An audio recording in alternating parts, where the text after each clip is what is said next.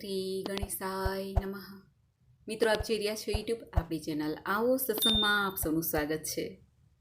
મિત્રો, આજે આ વિડીયોમાં આપણે સાંભળવાના છીએ શ્રાવણ માસના વદ પક્ષની એકાદશી, અજા એકાદશી, અજય એકાદશી કે અન્ન એકાદશીની વ્રતકથા. જે વ્રતકથાને સાંભળવા માત્રથી જ અશ્વમેઘ યજ્ઞનું પુણ્ય પ્રાપ્ત થાય છે. અજા એકાદશીના દિવસે જે ભક્તો વ્રત રાખે છે, ભગવાન શ્રીહરિનું પૂજન કરે છે, તેના સર્વે પાપ દોષ નષ્ટ થાય છે. ધન ધાન્યથી પરિપૂર્ણ જીવન પ્રાપ્ત થાય છે. ભુક્તિ અને અંતમાં મુક્તિની પ્રાપ્તિ થાય છે. આ અજા એકાદશી કે અન્ન એકાદશીના દિવસે અન્નના દાનનું મહત્વ છે. અજા અર્થાત અજય દેવાવાળી, જીવનમાં વિજય દેવાવાળી આ એકાદશી છે. આજના દિવસે ભગવાન શ્રી નારાયણનું પૂજન ધૂપ દીપ નૈવેદ્ય માખણ મિશ્રી આદિથી ફલાદી આદિથી કરાય છે. ભગવાન શ્રી નારાયણને તુલસી દલ સમર્પિત કરાય છે. તુલસીજીનું પૂજન કરાય છે. પીપળાના વૃક્ષનું પૂજન થાય છે. દાન પુણ્ય કરાય છે જરૂરિયાતમંદને. અને બારસના દિવસે જ્યારે વ્રતના પારણ હોય ત્યારે બ્રાહ્મણોને દાન દક્ષિણા અપાય છે. ચોમાસું છે એટલે જરૂરિયાતમંદને જૂતા ચપ્પલ ધન અન્ન આદિનું દાન દઈ શકાય છે. આજે દાનનું એટલું મહત્વ છે કે જે ભક્તો દાન આપે છે તેને પણ મહાપુણ્યની પ્રાપ્તિ થાય છે. આજના દિવસે આપણે આ વિડીયોમાં સાંભળવાના છીએ અજા એકાદશીની વ્રત કથા, સાથે તુલસી માતાની કથા પણ સાંભળીશું. જો આપને આ વિડીયો પસંદ આવે તો લાઈક કરજો, શેર કરજો. આપ આ ચેનલ પહેલી વખત જોઈ રહ્યા છો તો સબસ્ક્રાઈબ કરી લેજો, જેથી આવનાર નવા વિડીયોની માહિતી આપ સુધી તુરંત પહોંચી શકે. ધન્યવાદ. મંગલમ ભગવાન વિષ્ણુ મંગલમ ગરુડધ્વજ મંગલમ પુંડરીકાક્ષ મંગલાય તનોહરિ. બોલો લક્ષ્મીપતિ નારાયણની જય. એક વખત કુંતી પુત્ર યુધિષ્ઠિરે ભગવાન શ્રી કૃષ્ણને કહ્યું, હે જનાર્દન, હવે તમે મને શ્રાવણ માસના કૃષ્ણ પક્ષની એકાદશીના મહાત્મય વિશે જણાવો. આ એકાદશીનું નામ શું છે, તેની વિધિ કઈ છે, તે વિસ્તારપૂર્વક કહો. ત્યારે ભગવાન શ્રી કૃષ્ણ રાજા યુધિષ્ઠિરને કહે છે, હે રાજન, શ્રાવણ માસના કૃષ્ણ પક્ષની એકાદશીને અજા એકાદશી કહેવાય છે. આ વ્રત કરવાથી સમસ્ત પાપ નષ્ટ થાય છે. જે મનુષ્ય આ દિવસે ભગવાનની ભક્તિપૂર્વક પૂજા કરે છે, વ્રત કરે છે, તેના સમસ્ત પાપ નષ્ટ થઈ જાય છે. આ લોક પરલોકમાં સહાયતા કરનારી આ એકાદશીનું વ્રત સમાન બીજી કોઈ એકાદશી નથી. આ એકાદશીની કથા પણ હું તમને કહું છું, તે સાંભળો. આમ કહીને ભગવાન શ્રી કૃષ્ણ રાજા યુધિષ્ઠિરને આ એકાદશીની કથા કહેવા લાગ્યા. પ્રાચીન કાળમાં હરિશ્ચંદ્ર નામના ચક્રવર્તી રાજા રાજ્ય કરતા હતા. તે અત્યંત વીર પ્રતાપી તથા સત્યવાદી હતા. તેણે પોતાની સ્ત્રી તથા પુત્રને વેચી દીધા અને સ્વયં એક ચાંડાળના સેવક બની ગયા. એમણે એક ચાંડાળને ત્યાં સ્મશાનમાં કફન લેવાનું કામ કર્યું. પરંતુ તેમણે આ આપત્તિના સમયે પણ સત્ય ન છોડ્યું. જ્યારે આ પ્રકારે રહેતા તેમને ઘણા વર્ષ થયા અને તેમણે આ નીચ કર્મ પર ખૂબ દુઃખ પણ થતું હતું.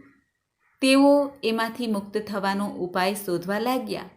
સદૈવ ચિંતામાં જ લાગ્યા રહેતા હતા. હવે શું કરવું, શું થશે? ત્યારે એક સમયે તેમને ગૌતમ ઋષિ મળ્યા. રાજાએ તેમને જોઈને પ્રણામ કર્યા અને રાજાના દુઃખપૂર્ણ વાક્ય સાંભળીને ઋષિ બોલ્યા, હે રાજન, શ્રાવણ માસના કૃષ્ણ પક્ષમાં એક એકાદશી હોય છે, તેનું નામ અજા એકાદશી છે. તમે એ એકાદશીનું વિધિપૂર્વક વ્રત કરો અને રાત્રિ જાગરણ કરો. તેનાથી તમારા સમસ્ત પાપ દોષ નષ્ટ થઈ જશે. અજા એકાદશી આવવાથી રાજાએ મુનિના કહ્યા અનુસાર વિધિપૂર્વક વ્રત તથા રાત્રિ જાગરણ કર્યું. આ વ્રતના પ્રભાવથી રાજાના સમસ્ત પાપ દોષ નષ્ટ થઈ ગયા. એમણે પોતાની સામે પરમપિતા બ્રહ્માજી, શ્રી હરિનારાયણ અને ઇન્દ્રદેવ તથા મહાદેવજી આદિ દેવતાઓને જોયા. રાજાએ પોતાના મૃતક પુત્રને જીવિત તથા સ્ત્રીને વસ્ત્ર આભૂષણોથી યુક્ત જોયા. વ્રતના પ્રભાવથી તેમને પુનઃ રાજ્ય મળ્યું અને અંત સમયે પોતાના પરિવાર સહિત સ્વર્ગલોકમાં ગયા. ભગવાન શ્રી કૃષ્ણ રાજા યુધિષ્ઠિરને કહે છે, હે રાજન, જે મનુષ્ય આ એકાદશીનું વ્રત કરે છે તેના સઘળા પાપો નષ્ટ થાય છે અને અંતે તે મુક્તિનો અધિકારી બને છે. આ કથાના શ્રવણથી અથવા પાઠથી અશ્વમેઘ યજ્ઞનું પુણ્ય પ્રાપ્ત થાય છે. એવી રીતે બ્રહ્માંડ પુરાણમાં શ્રાવણ માસના કૃષ્ણ પક્ષની અજા નામની એકાદશીનું મહાત્મ્ય કહેલું છે. બોલો લક્ષ્મીપતિ નારાયણની જય. તો મિત્રો, આપણે સાંભળી અજા એકાદશીની વ્રત કથા મહિમા. આ શુભ એકાદશીના દિવસે તુલસી માતાની પૌરાણિક કથા સાંભળવાનો પણ મહિમા છે. આજે આપણે આ વિડીયોમાં સાંભળશું તુલસી માતાજીની કથા પણ. બોલો તુલસી મૈયાની જય. મહાપ્રસાદ જનની સર્વ સૌભાગ્યવર્ધિની આધિ વ્યાધિ હરા નિત્યમ તુલસી ત્વમ નમસ્તુતે. એકવાર ભગવાન મહાદેવે પોતાનું તેજ સમુદ્રમાં ફેંકી દીધું. એ તેજથી એક બાલકનો જન્મ થયો. સમુદ્રના જળમાંથી જન્મ થયો હોવાથી તેનું નામ પડ્યું જાલંધર. ગુરુ શુક્રાચાર્યના આશીર્વાદથી તે મહાપરાક્રમી જાલંધર નામના દૈત્ય બન્યા. તેમની રાજધાની હતી જાલંધર નગરી. દૈત્યરાજ કાલનેમીની કન્યા વૃંદા હતા, જે હંમેશા નારાયણની ભક્તિ કરતા હતા, તેમની પૂજામાં લીન રહેતા હતા. તેમની સાથે જાલંધરનો વિવાહ થયો. જાલંધર મહારાક્ષસ હતા અને પોતાની સત્તાના મદથી ચૂર થઈને તેને માતા મહાલક્ષ્મીને પ્રાપ્ત કરવા માટે દેવતાઓ સાથે યુદ્ધ કર્યું. પરંતુ સમુદ્રથી ઉત્પન્ન થયેલ હોવાને કારણે માતા મહાલક્ષ્મીએ તેને પોતાના ભાઈ તરીકે સ્વીકાર કરી લીધા. ત્યાંથી પરાજિત થઈને તે દેવી પાર્વતીને પ્રાપ્ત કરવા માટે લાલસાથી કૈલાસ પર્વત ઉપર ગયા. ત્યારે જાલંધરે ભગવાન દેવાધિદેવ મહાદેવજીનું શિવરૂપ ધારણ કર્યું અને દેવી પાર્વતીના સમીપ ગયા. પરંતુ મા મહામાયાએ યોગ બલેથી તેમને જાણી લીધા, ઓળખી લીધા અને ત્યાં જ દેવી અંતર્ધ્યાન થઈ ગયા. દેવી પાર્વતી અત્યંત ક્રોધે ભરાઈને ભગવાન વિષ્ણુ પાસે ગયા અને આખો વૃત્તાંત ભગવાન શ્રી હરિનારાયણને કહી સંભળાવ્યો. ત્યારે ભગવાન વિષ્ણુને થયું કે જાલંધરને હવે દંડ દેવો જ પડશે. જાલંધરની પત્ની વૃંદા પતિવ્રતા નારી હતા. ભગવાન વિષ્ણુના પરમ ભક્ત હતા. પતિવ્રતા પત્નીને કારણે જાલંધરનું મૃત્યુ થવું તે આસાન ન હતું. તેને પરાજિત કરવો આસાન ન હતો. ત્યારે જાલંધરનો નાશ કરવા માટે, વૃંદાના પતિવ્રત ધર્મનો ભંગ કરવા માટે ભગવાન નારાયણ પોતે સ્વયં આ કાર્ય કરવા માટે તૈયાર થાય છે દેવોની વિનંતીથી. સમય જતાં ભગવાન નારાયણ એક ઋષિનો વેશ ધારણ કરીને ત્યાં પહોંચે છે જ્યાં વૃંદા તપ કરતા હતા. ત્યારે ભગવાન નારાયણની સાથે 2 રાક્ષસો પણ હતા. વૃંદા તે રાક્ષસોને જોઈને ભયભીત બની ગઈ. ત્યારે ભગવાન નારાયણે, જે ઋષિ રૂપ હતા, આ બંને રાક્ષસોને ભસ્મીભૂત કરી દીધા. સાધુની શક્તિ જોઈને વૃંદા અત્યંત પ્રભાવિત થયા. વૃંદા તે ઋષિને પ્રણામ કરે છે અને કહે છે કે પોતાના પતિ યુદ્ધમાં ગયા છે, મહાદેવ સાથે તેમનું યુદ્ધ થઈ રહ્યું છે, તે વિજય પ્રાપ્ત કરશે ને? ત્યારે ઋષિએ પોતાની માયા ઝાડથી એક વાનર પ્રગટ કર્યો. વાનરના હાથમાં જાલંધરનું મસ્તક હતું અને બીજા હાથમાં તેનું ધડ. પોતાના પતિની આવી દશા જોઈને વૃંદા મૂર્છિત થઈ ગયા. જ્યારે તેઓ જાગ્યા ત્યારે ઋષિરૂપ ભગવાનને વિનંતી કરવા લાગ્યા કે હે મુનિવર, મારા પતિને જીવિત કરો. ભગવાને પોતાની માયાથી તે જાલંધરના ધડ અને મસ્તકને જોડી દીધા અને સ્વયં પોતે પણ તેમાં પ્રવેશ કરી ગયા. વૃંદાને સાથે છલ થયું તે તેને ખ્યાલ ન આવ્યો. જાલંધર બનીને ભગવાન વૃંદા સાથે વિહાર કરવા લાગ્યા અને સતીત્વનો ભંગ થયો. આ બાજુ વૃંદાના પતિ જાલંધર જે મહાદેવ સાથે યુદ્ધ કરી રહ્યા હતા, ત્યારે મહાદેવે જાલંધરના ધડને અલગ કરી દીધું. તે ધડ વૃંદા જ્યાં પોતાના પતિ ભગવાન રૂપ હતા તેની સાથે વિહાર કરતા હતા ત્યાં જ જાલંધરનું મસ્તક પડ્યું. જાલંધરના મસ્તકને જોઈને વૃંદા ભગવાનની સામે જોઈ રહ્યા અને તેમની સાથે છલ થયું છે તે ખ્યાલ આવતા તેણે ભગવાનને કહ્યું કે તમે અસલી રૂપ બતાવો. ત્યારે ભગવાન નારાયણ પોતાના અસલી સ્વરૂપ શંખ ચક્ર ગદા પદ્મ ધારણ કરેલા દર્શન આપે છે. વૃંદા અત્યંત દુઃખી થઈને પોતાના પતિના મસ્તકને ખોળામાં લઈને ભગવાનને શ્રાપ આપે છે કે તમે મારી સાથે છલ કપટ કર્યું છે, માટે તમે અત્યારે જ પથ્થર બની જાઓ. આમ કહેતા જ ભગવાન શ્રી હરિ વિષ્ણુ શાલિગ્રામ પથ્થરના રૂપમાં બદલાઈ ગયા. સૃષ્ટિના પાલન કરતા સ્વયં ભગવાન નારાયણ જળ પથ્થર બની ગયા. ત્યારે બ્રહ્માંડમાં હાહાકાર મચી ગયો, અસંતુલનતા છવાઈ ગઈ. આ જોઈને દેવી દેવતાઓ વૃંદા પાસે આવીને પ્રાર્થના કરવા લાગ્યા કે હે દેવી, ભગવાન વિષ્ણુને ક્ષમા કરો. જાલંધરના મોક્ષ માટે જ અમે બધાએ ભગવાન નારાયણને પ્રાર્થના કરી હતી. દેવોના કાર્ય માટે જ પ્રભુએ આવું કર્યું છે. માટે હે દેવી, તમે ભગવાન નારાયણને શ્રાપ મુક્ત કરી દો. વૃંદાએ ભગવાન વિષ્ણુને શ્રાપ મુક્ત કર્યા અને સ્વયં પોતે આત્મદાહ કરી લીધો. પોતાના પતિના મસ્તકને ખોળામાં લઈને સતી થઈ ગયા. જ્યાં વૃંદા ભસ્મીભૂત થયા ત્યાં એક તુલસીનો છોડ ઉગી નીકળ્યો. ભગવાન વિષ્ણુએ વૃંદાને કહ્યું, હે વૃંદા, તારા સતીત્વને કારણે તું લક્ષ્મીજી સમાન મને પ્રિય છે, માટે તુલસીના રૂપમાં તું સદૈવ મારી સાથે રહીશ. તુલસી વગર હું કોઈ ભોગ ગ્રહણ કરીશ નહીં. ત્યારબાદ જ્યારે દેવ ઉઠની એકાદશી આવે છે ત્યારે ભગવાન વિષ્ણુ શાલિગ્રામ રૂપમાં તુલસી માતા સાથે વિવાહ કરે છે. અને કહેવાય છે કે ભગવાનનો આ વિવાહ જે કરાવે છે, વિવાહના દર્શન પણ કરે છે, તે આ લોક પરલોક સાર્થક કરે છે. યશ, કીર્તિ, ધન, વૈભવની પ્રાપ્તિ થાય છે.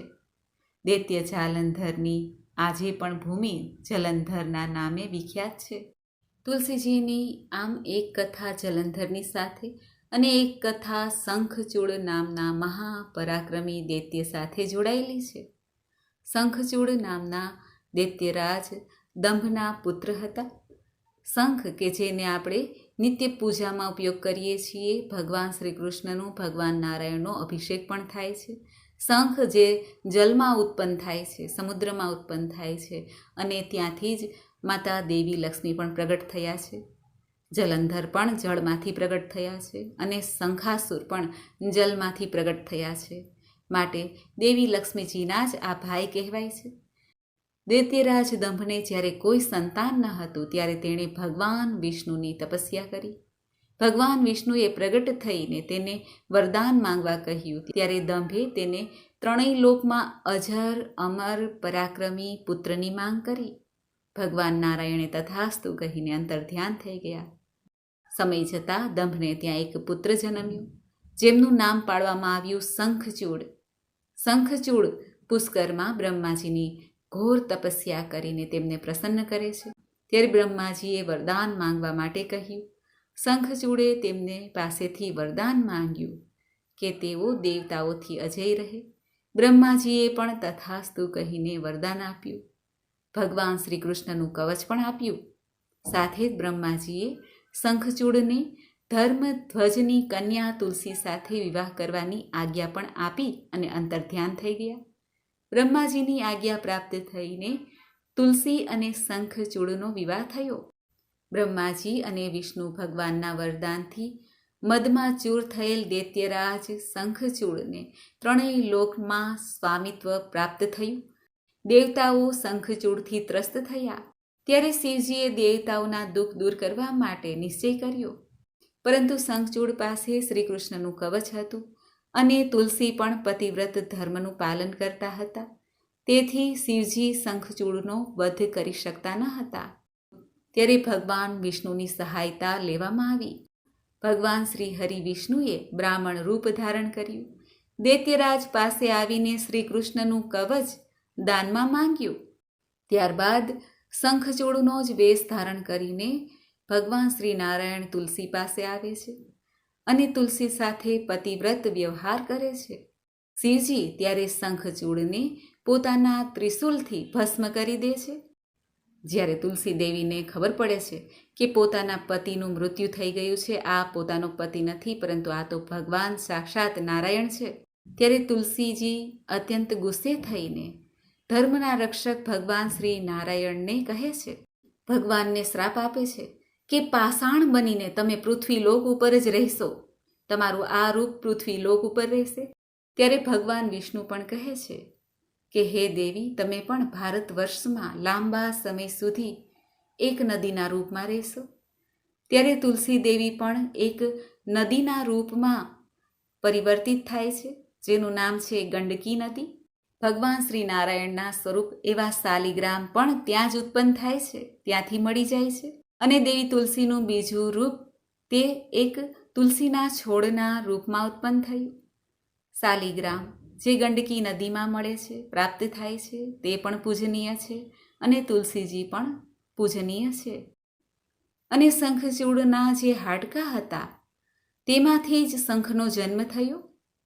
શંખચૂડ ભગવાન વિષ્ણુના પણ ભક્ત હતા, એટલા માટે લક્ષ્મીનારાયણનું પૂજન શંખ દ્વારા થાય છે, પરંતુ ભગવાન મહાદેવનો અભિષેક શંખ દ્વારા થતો નથી. બધા દેવતાઓ શંખ દ્વારા ભગવાન નારાયણને જલ ચડાવવા લાગ્યા, પરંતુ શિવજીએ તેનો વધ કર્યો હતો, તેથી શિવજીના શિવલિંગ ઉપર શંખથી અભિષેક થતો નથી. આમ શ્રીમદ ભાગવત મહાપુરાણ અને શિવ મહાપુરાણમાં અલગ અલગ કથા વૃંદા તુલસીની સંભળાવવામાં આવી છે, જે કથાને આપણે આજના શુભ દિવસે સાંભળી. મિત્રો, મને આશા છે કે આપને આ વિડીયો જરૂર પસંદ આવ્યો હશે. તુલસી મૈયાનો એવો પ્રભાવ છે કે ભગવાન વિષ્ણુ નારાયણના શ્રી ચરણોમાં સમર્પિત કરવાથી પાપ નષ્ટ થાય છે. એટલું જ નહીં, મૃત્યુ સમયે જેના પ્રાણ જઈ રહ્યા છે, શરીર છોડી રહ્યો છે કોઈ પણ જીવ, તેના મુખમાં જો એક તુલસી પત્ર અને ગંગા જલ રાખવામાં આવે તો તેના સમસ્ત પાપ દોષ નાશ પામે છે અને તે વૈકુંઠ ધામને પ્રાપ્ત કરે છે. મનુષ્ય તુલસી તથા આંબળાની છાયામાં બેસીને પિતરોનું શ્રાદ્ધ તર્પણ કરે, પિંડદાન કરે તો પિતરોને મોક્ષ મળે છે. એવો મહિમા છે તુલસી પૂજાનો, તુલસીજીનો. મિત્રો, આમ આ એકાદશી જ નહીં, નિત્ય ચાતુર્માસમાં આ તુલસી કથા સાંભળવાનો મહિમા છે. આજના દિવસે શ્રીમદ ભગવદ્ ગીતાનો પાઠ કરવાથી સર્વે પાપ નષ્ટ થાય છે, પિતૃ દેવતા પ્રસન્ન થાય છે, વંશવૃદ્ધિ થાય છે, ઘરમાં સુખાકારી રહે છે. આજના દિવસે ભગવાનના મંત્ર જાપ કરવાનો પણ મહિમા છે. હરે રામ, રામ રામ, હરે હરે, હરે કૃષ્ણ, કૃષ્ણ કૃષ્ણ, હરે હરે. બોલો ભગવાન શ્રી કૃષ્ણની જય, લક્ષ્મીપતિ નારાયણની જય. મિત્રો, મને સાંભળવા માટે ધન્યવાદ. આપ સૌને મારા જય શ્રી કૃષ્ણ.